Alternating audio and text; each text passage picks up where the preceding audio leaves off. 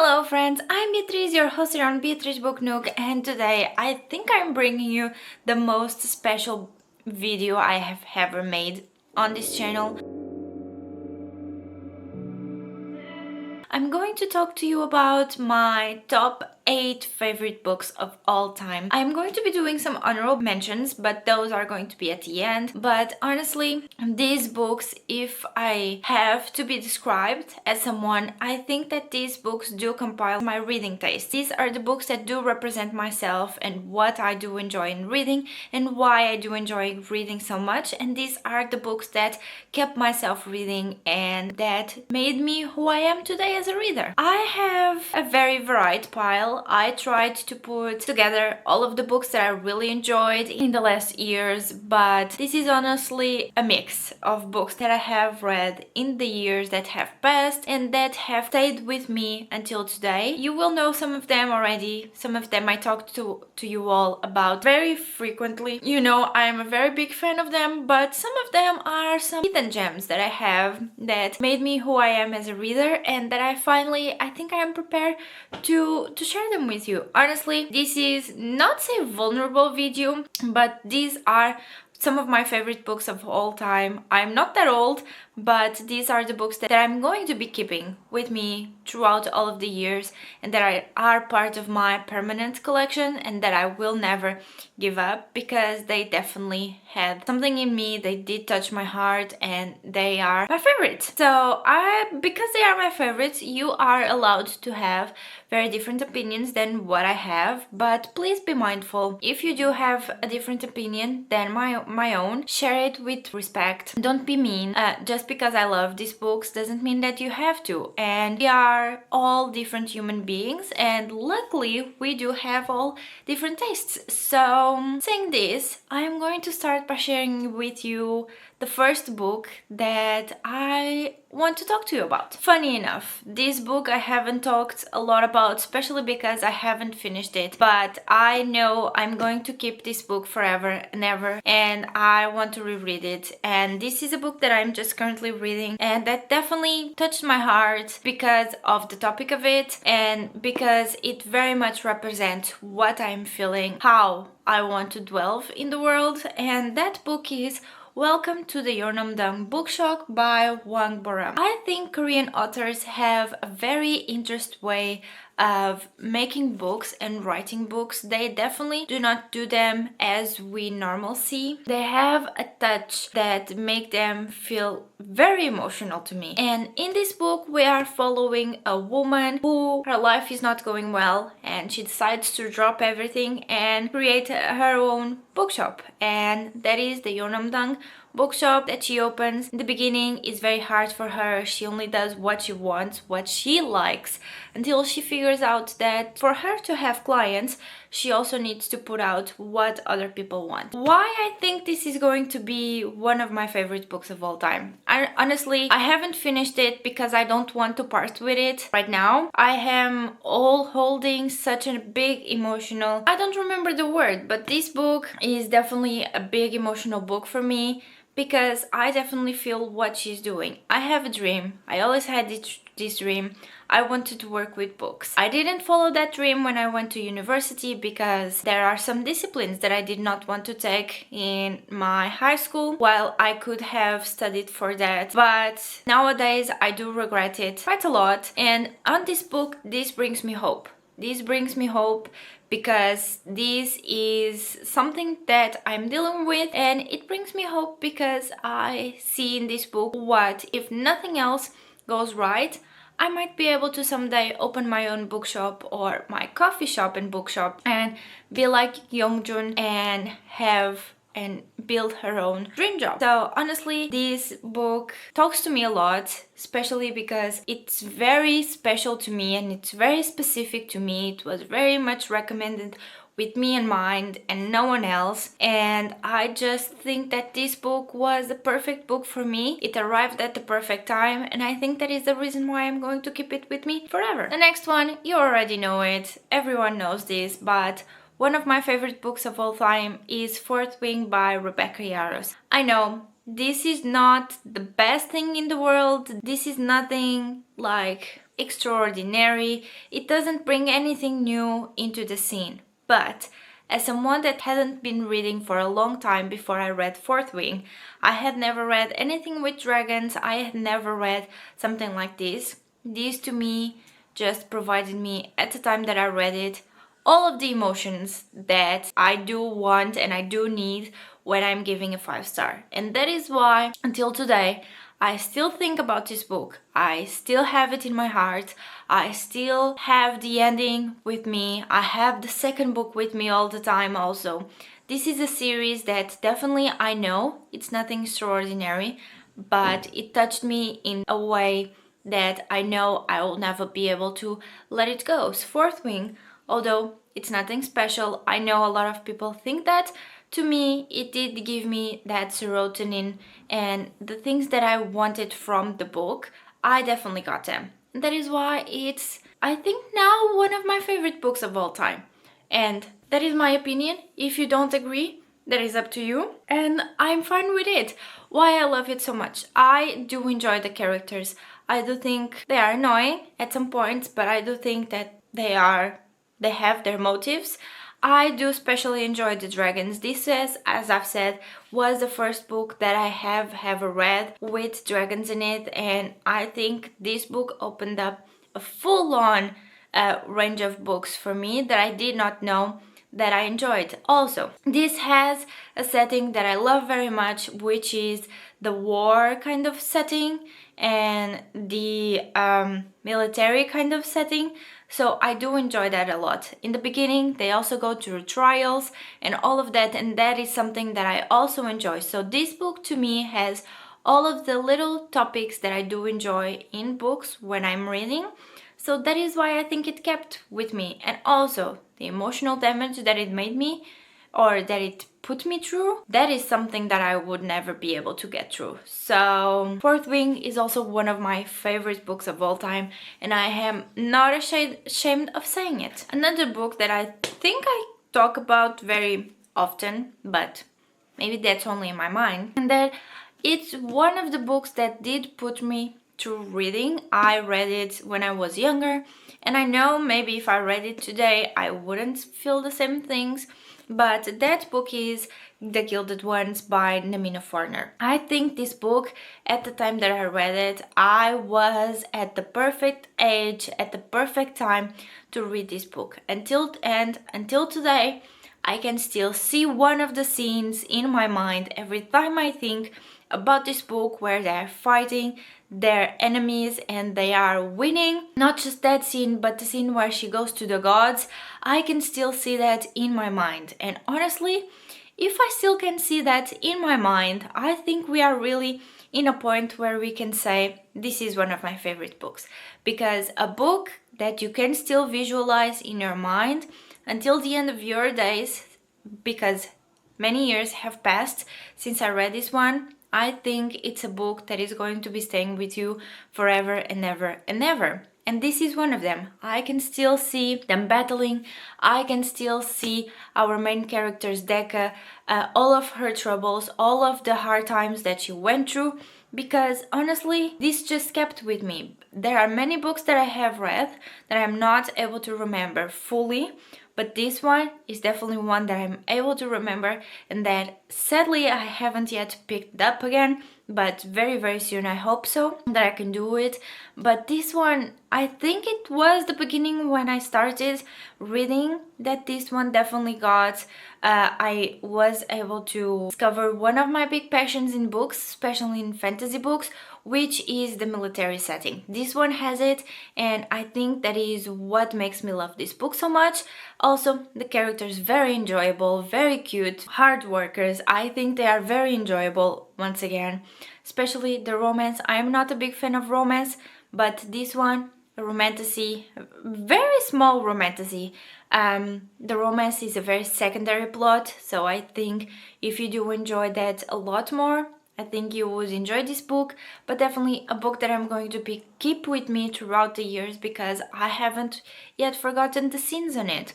And I think that is what makes me enjoy it so much, because every time I think of it, I remember that battlefield, I remember her going through the gods where they are worshipped, to the temples, and to she coming back and being explained what she is and why they are having such a hard times. I love this so much. Honestly, this is a book that I would be able to just, I don't know. I love this book a lot, as much as I love Fourth Wing, and if someone gets me, I wouldn't mind forgetting this book and be able to read it again. The next book is the book that started my obsession over this author, and this is going to be The Mechanic Angel by Cassandra Clare. This is the first book that I read by this author, and this is the one that definitely started my obsession with her, my love so much for her books, her stories, and especially the Shadowhunters world. You probably know Shadowhunters is my comfort read, it's my comfort world. If I would be able to, I would come back every year to this world without any doubt, because this is just something that I know, something that I enjoy, and something that I know will never get me sad and put me through hardships, because the books are fun, the books are diverse. Cassandra Clare is able to create within the same world such different stories that I'm always perplexed. I never know what to expect when she is going to be launching another Shadowhunters book, and definitely they are worth the try. She is one of the authors that I hate for because she has very long chapters, but I'm not able to hate her because she creates one of the best fantasy worlds that I have ever seen. And I know, you might ask now, but Beatriz, you don't like urban fantasy? I know I don't, but Cassandra Clare makes it in such a way that I don't mind it. I simply get immersed in her books and I enjoy them so much that I definitely forget that they are placed in nowadays world and on this world and not in a world that she fully created from her mind. So honestly, this is why it makes Cassandra Clare so much special to me, because she's able to get me immersed in her books and never forget them, because to today they are still one of my favorite books that I have ever read.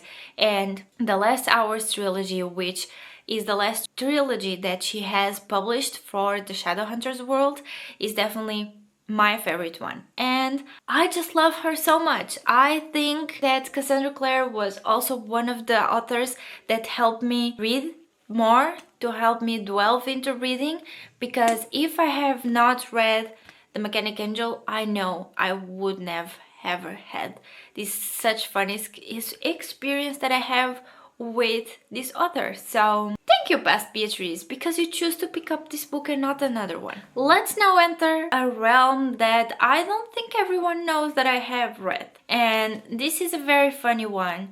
I think I've read it almost 10 years ago, and honestly I think that this book also made me the reader that I am, because I pushed through it and in the end I fell in love with it.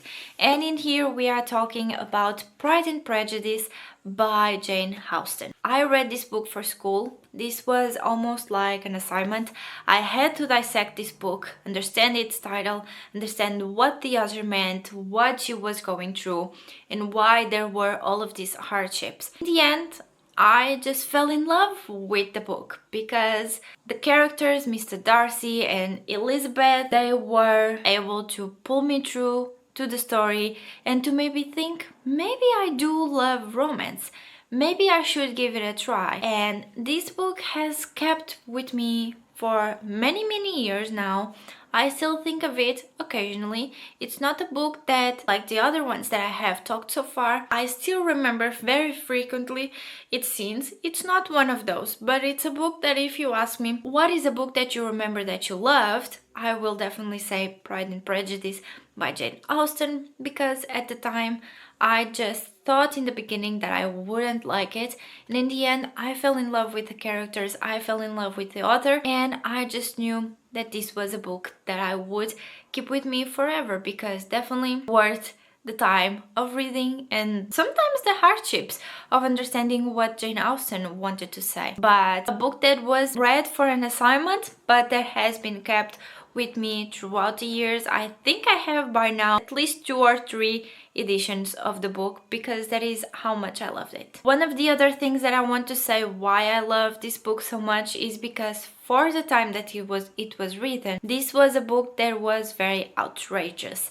This was a book that dissected scandal, that dissected love, that dissected people thinking that it was okay to just marry for being and not marry for love. And this book represents that you have to marry for love, and that if someone loves you, they will go through and do anything to help you and love you and show that they deserve the love that you are able to give. So I think this was an amazing book. I know the cover is not the best, but at the time that is what the Portuguese edition looked like. I should reread soon because I miss it. I miss it sometimes. The next book that I want to talk to you about is a book that mixed my fantasy love for my new discovered enjoyment for romance.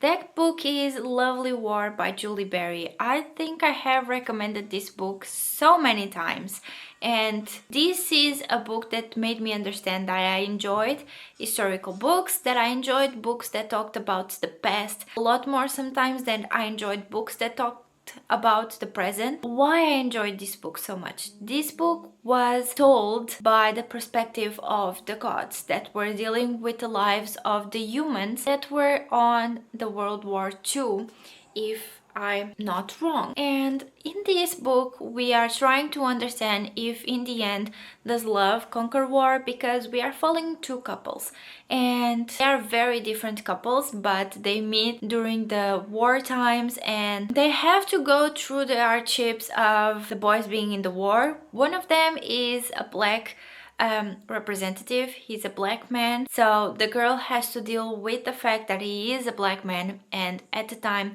there are a lot of prejudices for black people and black lives. They also have to live with the times that at the time women were not viewed as highly, but especially they have to deal with the knowledge that knowing that they might not be able to love them another day because they are in the war. All of these characters, they were in some sort of way involved in either World War I or World War II. But to break that seriousness, we have the gods. There are a lot of chapters where the gods are talking between themselves. They are inquiring why that happened, why they decided to go on that route. And honestly, I think this is what makes this book so funny. This is definitely a book that is, to me, worth it. I loved better understanding what happened during the wars, how different people were viewed, and especially how black lives were viewed during those times.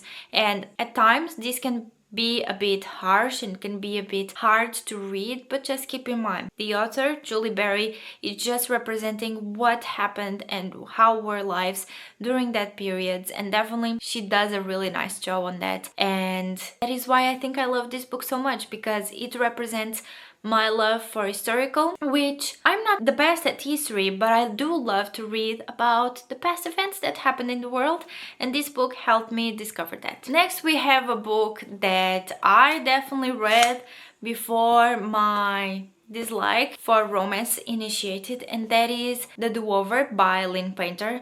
I love this book so much. I think this is a fun, a cute, very simple, very light romance that you want to read if you want a moment of a little enjoyment, just for read. This is definitely it. I sped through this book and honestly it was the best time that I had because I enjoyed it so much. I had such a great time with the characters, and knowing our main character Emily, how she went through her days knowing that she was living them again and again and again, and how the last day, what she changed it made her starting again on her timeline and keep not living the day again and again and again.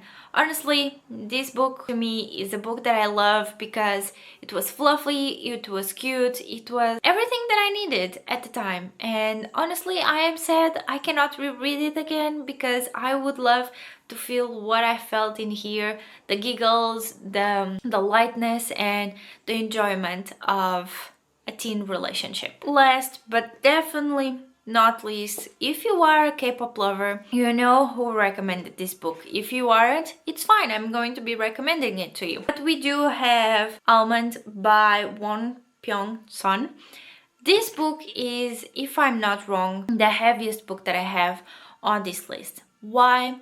In this book, we are following a little kid. He was born with a condition that is called alexithymia, and this condition, what it makes is that he is not able to feel emotions, such as happiness or even anger and fear. One day he sees a very traumatic experience that makes him being alone in this world. He sees her mom and her grandma being killed by someone, and that is a big traumatic experience. He doesn't know how to deal with grief because he doesn't know how to feel it. So when this other kid initiates and is introduced into his class, he helps him in some sort of way, better understanding what he's feeling, making him understand that emotions, although he doesn't feel them, emotions sometimes are needed for us to be able to process things and for us to be able to let go